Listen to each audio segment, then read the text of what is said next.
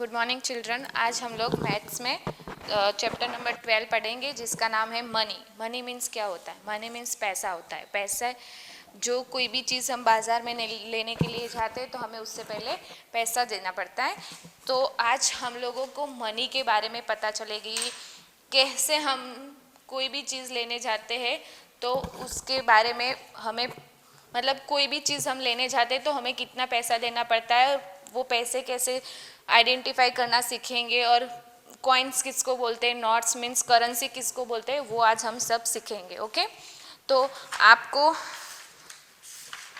Money chapter पढ़ना है तो आपकी मैथ मैजिक के बुक में पेज नंबर 124। ओके, यहाँ पे देखो आप लोगों को मनी दिया हुआ है, coins currently in use in India. जो अभी इंडिया में जो करेंसी यूज होती है उसके बारे में आज आपको पता करना है। ओके, तो आपके घर में या आपके पास कोई भी जगह पे आप मम्मी को पूछना।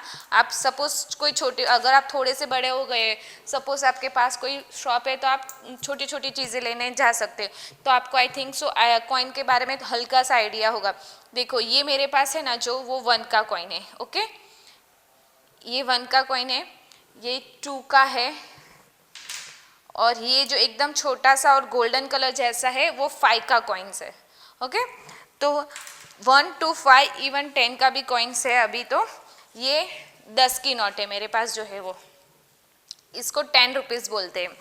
ओके, फिर ये 20 रुपीज़, इसको 20 रुपीज़ बोलते हैं। देखो हर एक करेंसी में लिखा हुआ है हिंदी में और इंग्लिश में 2020 20 रुपये, और यहाँ पे भी 2020, और यहाँ पे जो हमारा मतलब रिजर्व बैंक ऑफ इंडिया का जो नाम होता है ना, भारतीय रिजर्व बैंक, वो लिखा हुआ है। तो आपको क्या याद रखना है कि ये है 2020 रुपीज़ की नोट। यहाँ पे जो महात्मा गांधी जी का पीक है, हमारे हर करेंसी में महात्मा गांधी जी का पीक होगा। ओके, आप ऐसे पीछे करोगे तो पीछे भी 20 रुपये लिखे हुए, इंग्लिश और हिंदी दोनों में, और यहाँ पे भारतीय रिजर्व बैंक लिखा हुआ है। ओके, ये 20 रुपीज़ का नोट है, और ये जो है वो 50 रुपीज़ का। देखो यहाँ पे 5050 लिखा है। ये जो नई वाली नोट है ना वो है, पुरानी वाली भी आती है, वो भी अलग होती है, थोड़ी सी बड़ी होती है, लेकिन ये जो नई वाली है वो है। ये 5050 रुपीज़ लिखा हुआ है, यहाँ पे हिंदी में लिखा हुआ है, यहाँ पे भी गांधी जी का पिक है, और पीछे भी देखो आपको 50 रुपीज़ लिखा होगा, और यहाँ पे हिंदी में लिखा है 50 रुपये। ओके, अभी ये 100 रुपीज़ की नोट है। कितना? 100 ये है वो पुरानी वाली नोट है, और ये जो है वो नई वाली नोट है। अभी इंडिया में ये दोनों नोट्स चलती है, दोनों मतलब 100 रुपीज़ की दोनों नोट चल रही है। तो ये नई है, पुरानी वाली नोट है, और ये नई वाली है। दोनों में देखो 100 रुपीज़ लिखा हुआ है, 100 रुपये ऐसे हिंदी में लिखा, और गांधी बापू का पीक है, और भारतीय रिजर्व बैंक लिखा है। दोनों साइड आप देखोगे ना तो दोनों साइड है। सेम वे जो नई वाली नोट है ना उसमें भी देखो यहाँ पे 100 रुपीज़ लिखा हुआ है, यहाँ पे हिंदी में 100 लिखा हुआ है, यहाँ पे 100 रुपये लिखा हुआ है, और यहाँ पे गांधी बापू है। सेम वे पीछे भी 100 रुपीज़ लिखा हुआ है। ओके, ये 100 रुपीज़ की थी। Next is 200। ये 200 की नोट है। पहले 200 की नोट नहीं थी लेकिन अभी है। ओके, ये 200 देखो हिंदी में लिखा है, यहाँ पे इंग्लिश में लिखा हुआ है, यहाँ पे 200 रुपये लिखा हुआ है, भारतीय रिजर्व बैंक ऐसे लिखा है, और गांधी बापू का पीक है। सेम वे पीछे भी ऐसे इंग्लिश में लिखा है और हिंदी में लिखा है। ओके, ये 200 रुपये की नोट है। नेक्स्ट इज ये 500 की नोट है। यहाँ पे देखो 500 लिखा हुआ है, 500 रुपये लिखा हुआ है, और यहाँ पे हिंदी में 500 रुपये लिखा है, और गांधी बापू का पीक है। सेम वे पीछे भी यहाँ पे इंग्लिश में 500 लिखा है, यहाँ पे हिंदी में लिखा है। तो ये 500 की नोट्स है। आज मैंने आपको 10, 20, 50, 100, 200 एंड 500 आप घर पे एकदम बारीकी से देखना हो तो मम्मी पापा से मांग के घर पे चेक करना। और ये जो है ना, ये 5 रुपीज़ की अभी कॉइन भी है और नोट भी है जो मेरे पास है पुरानी वाली। तो यहाँ पे भी देखो 5 रुपीज़ लिखा हुआ है, 5 रुपये ऐसे हिंदी में लिखा है, और गांधी बापू का पीक है। आगे पीछे दोनों साइड लिखा हुआ है। तो ये तो हो गई आपकी करेंसी के बारे में जानकारी मिल गई।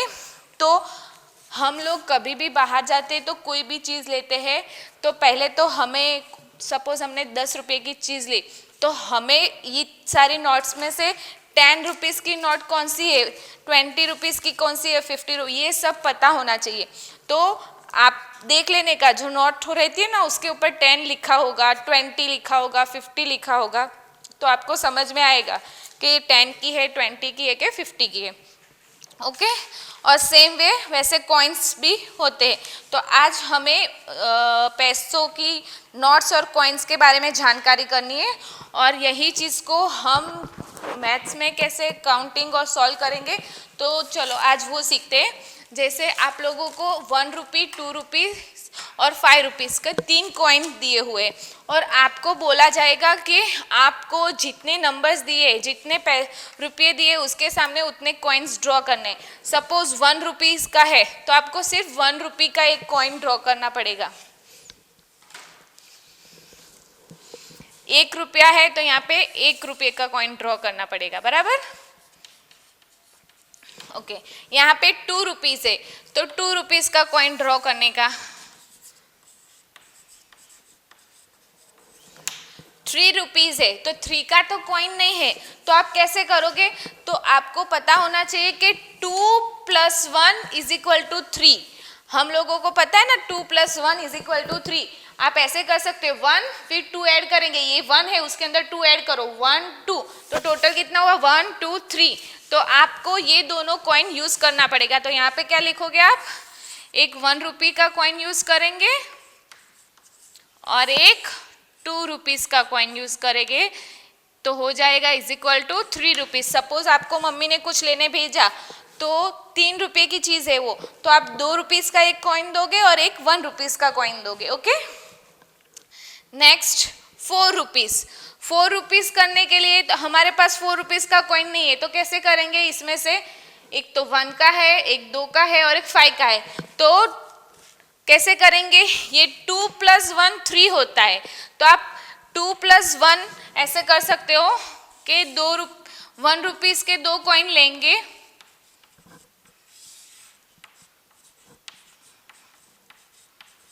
और 2 रुपीज़ का एक कॉइन लेंगे, या फिर ऐसे भी हो सकता है कि 2 रुपीज़ के 2 कॉइन लोगे तो भी 4 रुपीज़ ही होंगे। ओके 5 रुपीज़, तो 5 रुपीज़ के लिए 5 रुपीज़ का कॉइन है तो आप डायरेक्टली उसको ही ड्रॉ करेंगे।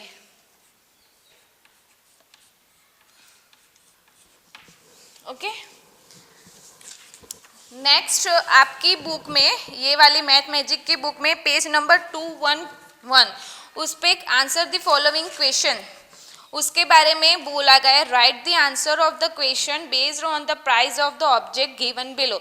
उसका मीनिंग ये होता है कि आपको ये सारी चीज़ें दी है, पेंसिल के नीचे 3 रुपीज़, पेन के नीचे 5 रुपीज़, बॉल के नीचे 10 रुपीज़, मतलब आप बाज़ार में ये चीज़ खरीदने जाओगे तो इतने रुपीज़ की आती है, तो उसके हिसाब से आपको यहाँ पे क्वेश्चन आंसर पूछे हैं। ओके तो उसका आंसर कैसे करेंगे हम? फर्स्ट क्वेश्चन है कि 1 पेन एंड 1 पेंसिल, आपको एक पेन खरीदनी है और एक पेंसिल खरीदनी है, तो कितने पैसे होंगे, कितने रुपीज़ लगेंगे? तो देखो ये जो पेन है, 1 पेन बोला है, पेन ये पेन है, ओके ये पेन है कितने रुपीज़ की? 5 रुपीज़ की। और ये पेंसिल बोला है, पेंसिल कितने रुपीज़ की है? 3 रुपीज़ की। तो आपको एडिशन करना है, क्या करना है? एडिशन। तो आपको 5 + 3 ऐसे कर सकते हो आप, 5 + 3, ओके तो कितना आंसर आएगा? तो आप कैसे करोगे 5 + 3? या तो ऐसे फिंगर्स काउंटिंग करके भी कर सकते हो, या फिर ऐसे डायरेक्ट हम फिंगर्स लेते थे ना 1 2 3 4 5, ये 5 हुआ और कितना लेना है? 3, 1 2 3, सबको टोटल मिलाओ 1 2 3 4 5 6 7 8, या फिर ऐसे करो 1 2 3 4 5, ओके फिर कितना लेना है? 3, तो 1 2 3, तो यहाँ पे 3 है ना, तो यहाँ पे थंब को ऐसे रखो, फिर काउंटिंग करो 1 2 3 4 5 6 7 8, तो आंसर क्या आया?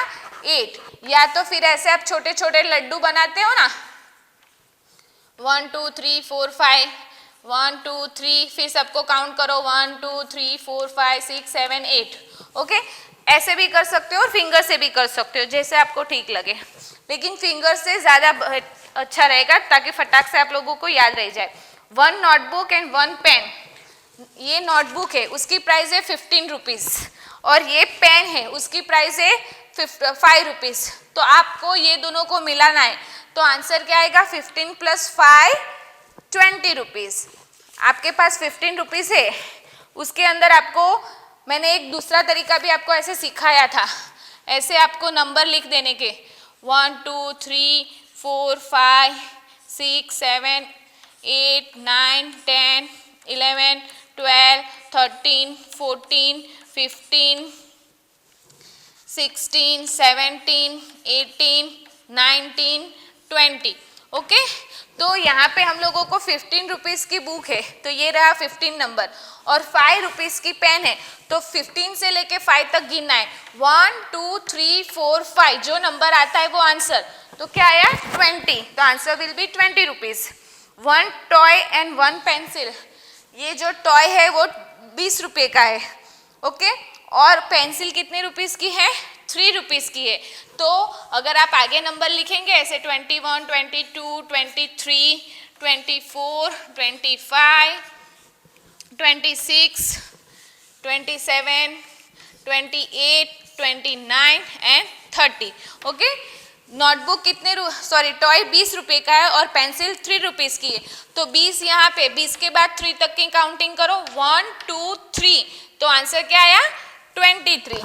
तो answer will be 23। 1 notebook and 1 bed, notebook 15 rupees की है और बेड 5 रुपीज़ का है, तो 15 नंबर ये रहा, वहाँ से कहाँ तक जाना है, 1 नोटबुक एंड 1 बेड। ओके, तो 15 ये रहा और ये है 50 रुपीज़ का, तो आप क्या करोगे यहाँ पे 15 + 50 ऐसे करोगे, 5 + 0 कोई भी नंबर को 0 के साथ ऐड करोगे तो वही नंबर आएगा, तो 5 1 + 5 कितना होता है 6, तो आंसर क्या आया 65 रुपीज़। आंसर क्या आया 65 rupees. 1 ball and 1 toy, ball कितने रुपीज़ का है 10 रुपये का और टॉय कितना का है 20 का, तो सेम वे आप ऐसे कर सकते हो 10 + 20 0 0 2 + 1 3, तो 30 रुपीज़। ओके, आपको ऐसे ही सारे क्वेश्चन के आंसर देने हैं और पहले आपको नॉट आइडेंटिफाई करना है, और नॉट के ये सब एडिशन करने के लिए पहले तो आपको गिनती परफेक्ट आनी चाहिए।